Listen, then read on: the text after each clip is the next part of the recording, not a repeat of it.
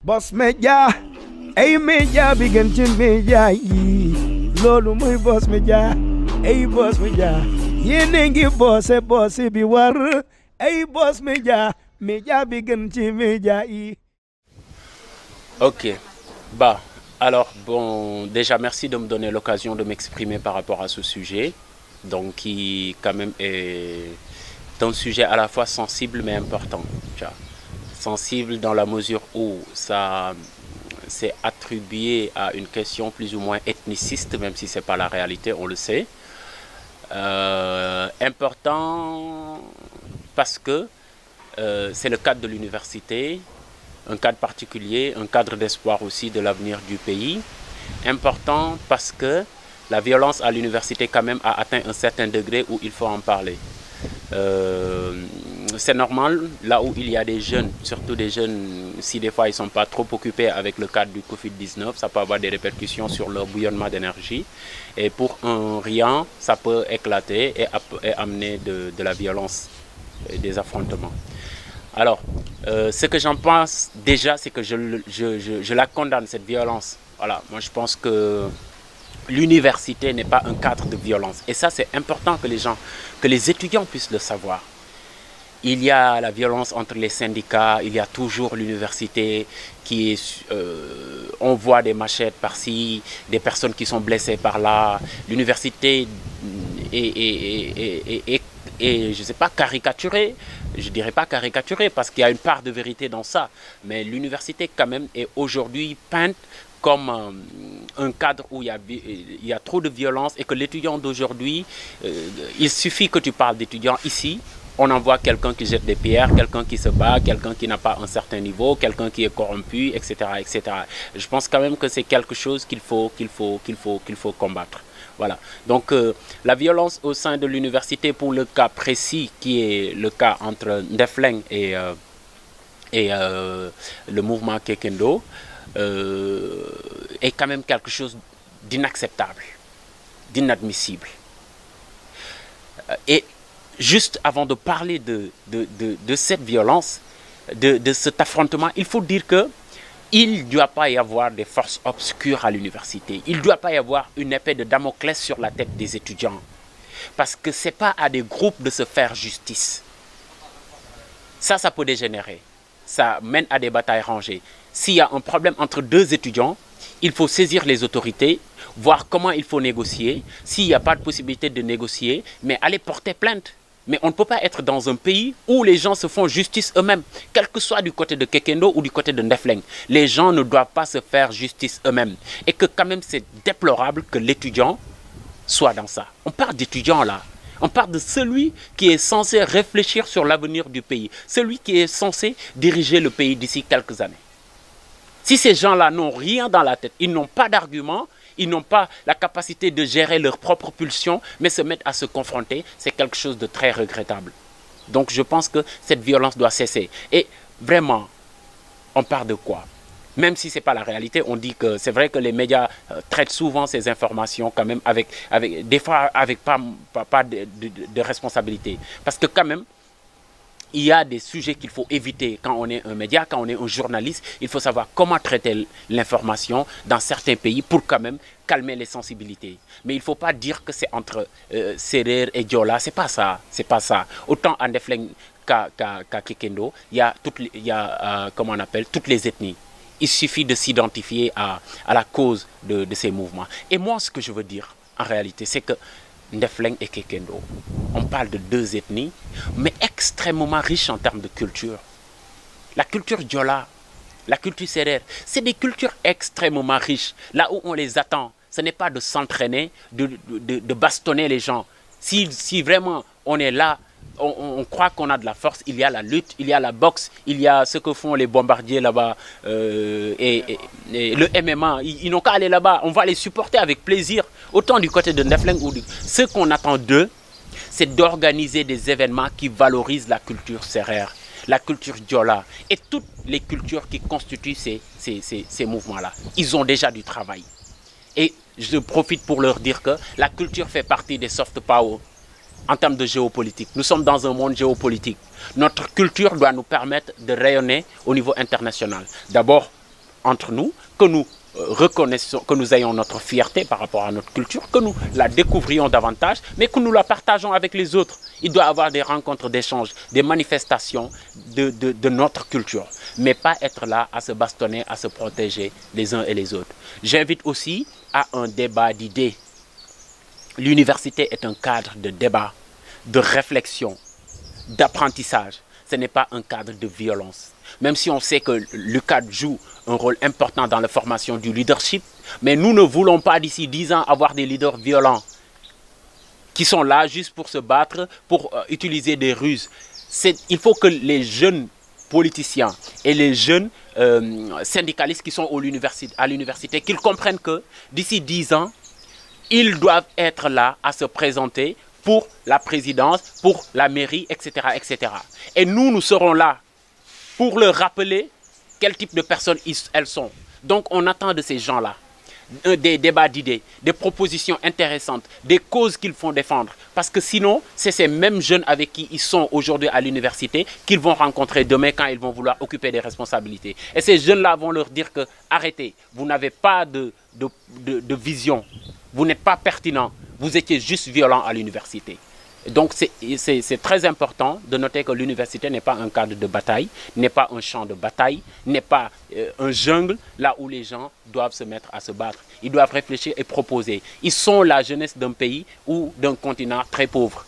Ce qu'on attend d'eux, c'est des propositions concrètes, des engagements, de l'entrepreneuriat, de l'intelligence financière, etc., etc., pour qu'ils puissent contribuer à développer ce pays. Vous ne pensez pas que c'est ce qui se passe dans le champ politique qui est en train de se refléter à l'université? Ces considérations ethniques. Bah forcément, comme on dit, c'est-à-dire les enfants, ils aimaient toujours les grands. Bon, mais quand même, quoi qu'on puisse dire, de façon en tout cas visible, on ne peut pas reprocher à nos grands hommes politiques, à nos politiques de la politique nationale, bien sûr, on ne peut pas les reprocher une certaine violence. Je dis bien de façon visible. Voilà. On n'a jamais vu un Moustapha Niasse se battre avec quelqu'un, ou bien, sauf peut-être pendant les mouvements du 23 juin, où il y avait beaucoup de bouillonnement pour combattre. Après, maintenant, il y a quelque chose qui se passe. La plupart de ces jeunes politiques-là sont formés aussi dans leur parti politique, là où ils militent, etc. Moi, je ne sais pas ce qu'ils apprennent là-bas, hein, parce que je ne suis pas dans ce cadre-là. Mais tout ce que je peux dire... Pour reformuler la question, ces considérations ethniques, on le voit maintenant dans le champ politique. Alors, ces considérations ethniques, moi je pense que c'est vrai qu'il faut avertir et que sensibiliser les gens. Il n'est pas une question de combat entre une ethnie et une autre. On ne sait jamais, mais on ne le souhaite pas et je ne pense pas que cela puisse arriver au Sénégal avec quand même le niveau de conscience, la cohésion sociale que nous avons entre nous. Dans toutes les familles, vous voyez un Sérère marié à un Diola marié à un Bambara, un Toucouleur, etc. Donc les gens, il y a un brassage extraordinaire. Mais ça commence toujours comme ça. Et il faut le combattre depuis la racine. C'est-à-dire s'il y a un problème entre deux personnes, il n'y a pas lieu qu'il y ait 3, 4 autres personnes qui se rangent. Il faut passer par là où on doit passer, par la négociation, par l'explication, par la justice. Et donc, je pense que c'est vrai qu'au niveau national, il y a eu des débats avec les cas qu'on a connus récemment pour parler de la Casamance, de Fouta, de tel. Mais qu'ils le sachent que ces gens-là qui disent ça, ils ne sont pas plus intelligents que nous pour nous manipuler.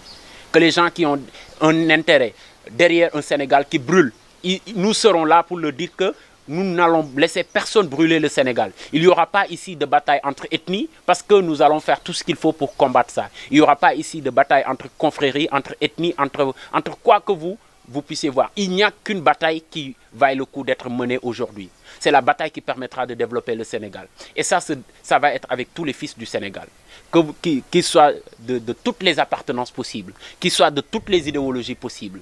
Autant la population qui est là, le peuple, autant les hommes politiques, les religieux, l'ethnie telle et l'ethnie telle, nous allons tous porter le développement de ce pays. Et ce n'est pas en nous battant entre nous, mais c'est en se battant pour ce que nous aimons, en se battant, comment on appelle, au front, dans le même camp. Donc, nous ne sommes pas des adversaires, nous sommes des coéquipiers, nous sommes dans la même équipe qui est la nation sénégalaise et pour aller plus loin, qui est le continent africain. Et concernant leur franchise universitaire, récemment, on a vécu l'intervention des forces de l'ordre au sein de l'université pour régler la situation. Alors, c'est un cas exceptionnel. Moi, je ne maîtrise pas les choses. J'aime pas trop parler de choses que je ne maîtrise pas. Mais ce que je peux dire, c'est que l'université n'est pas un champ de bataille. Autant que ce soit la gendarmerie, la police, les forces de l'ordre qui rentrent à l'université ou des universitaires, des étudiants qui se battent entre eux, que l'on comprenne tout simplement que l'université n'est pas un champ de bataille. Nous invitons les étudiants à un débat d'idées. J'aime bien une citation que disait l'ancien recteur de l'université Cheikh Anta Diop, M. Saliou Ndiaye. La force de l'argument doit primer sur l'argument de la force. Et ça vraiment, à plus forte raison quand on est dans un espace comme l'université et l'université Cheikh Anta Diop. Donc les forces de l'ordre doivent voir comment gérer de telles tensions. C'est vrai que c'était une situation exceptionnelle qui ne justifie pas ce qui s'est passé, hein, qui ne la justifie pas du tout. Mais quand même, il faut cultiver le débat. Et moi, je pense qu'il doit y avoir des débats. C'est comme dans le cadre de notre atelier, ce que l'on fait. Il doit y avoir des débats, que les gens vident quelque chose en eux, qu'ils aient l'habitude de discuter, de défendre leurs idées. Cela va permettre d'anticiper. Peut-être s'il y avait des débats depuis le début entre Ndefleng et Kekendo et tous les autres mouvements qui existent, comment pacifier l'université sur telle question, comment gérer tel type de conflit, comment gérer tel... S'ils avaient l'habitude de discuter sur ça, ça n'arriverait pas à ce point-là. Donc, il faut anticiper et avoir la culture du débat. Alors, bon, ce que je vais nous dire, nous la jeunesse, c'est que le pays nous appartient. Il y a beaucoup de divertissement et de diversion. Mais il n'y a qu'une seule chose qui compte. C'est comment nous allons faire pour construire ce pays, ce continent, pour nous et pour les générations à venir. Dans la sagesse africaine, quand quelqu'un prie, il rend hommage aussi à ses ancêtres. On dit, par exemple, en sérère, Rog for Danfar, c'est-à-dire Dieu et les ancêtres de valeur. Moi, je pense que cela a tellement de sens, parce que chaque génération a la responsabilité d'entretenir cet espace qui est la terre que Dieu nous a donnée pour les générations futures. Et dans ce sens, nous devons construire l'Afrique qu'on nous a donnée pour les générations futures. Et si on ne parvient pas à poser notre pierre à l'édifice, à apporter notre contribution dans la construction de cet espace, de ce continent, nous ne serons pas comptés parmi les ancêtres sages. C'est-à-dire nos enfants ne vont jamais, et nos petits-fils ne vont jamais prier sur notre nom et n'auront pas comment on appelle, un certain respect vis-à-vis de nous. Donc, nous avons la responsabilité de continuer. J'appelle la jeunesse à aller vers la connaissance. Comme le disait Cheikh Anta Diop, armez-vous de science jusqu'aux dents et arrachez votre patrimoine culturel. La connaissance égale la vérité triomphe. Nous devons chercher la connaissance. Nous devons chercher l'excellence. Il y a trop de médiocrité au Sénégal. Il y a trop de favoritisme, de schéma, comme on l'appelle. Bon, cherchons quand même à contribuer. Aujourd'hui, la Chine représente quelque chose dans le monde. Les États-Unis représentent quelque chose dans le monde. L'Europe représente quelque chose dans le monde. Mais bon sang, quand est-ce que l'Afrique va représenter quelque chose? Quand est-ce que la jeunesse africaine, au lieu de rêver d'aller en Europe, va s'investir ici pour construire ce pays-là? Donc j'appelle à tout le monde, j'appelle tous les jeunes et tout le monde à ce que nous essayons ensemble. Ce n'est pas facile, il y a des difficultés, mais quand même à ce que nous essayons de faire et chacun donne de son mieux. Parce que chaque individu de ce continent est une chance pour développer le continent. Moi, je suis une chance. Si j'exploite mon potentiel, je peux proposer des pistes. Si tu exploites ton potentiel, tu peux proposer des pistes. Et chacun de nous est une probabilité pour que l'Afrique se développe. Mais à chaque fois que quelqu'un est stigmatisé, banalisé, on ne l'aide pas à exploiter le meilleur de lui-même, on diminue la chance du continent de pouvoir compter sur ses différents fils et sur leur génie. Merci. Merci aussi à vous, votre chaîne Boss Media, et je vous encourage beaucoup, comme depuis le début, à continuer donc, dans la conscientisation et aussi dans l'éveil des mentalités et dans la construction de ce pays.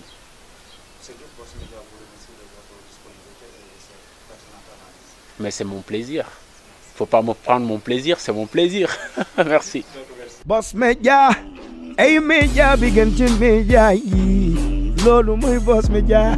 Hey Boss Media, yenengi boss bi war. Hey Boss Media, media bi gën ci media yi.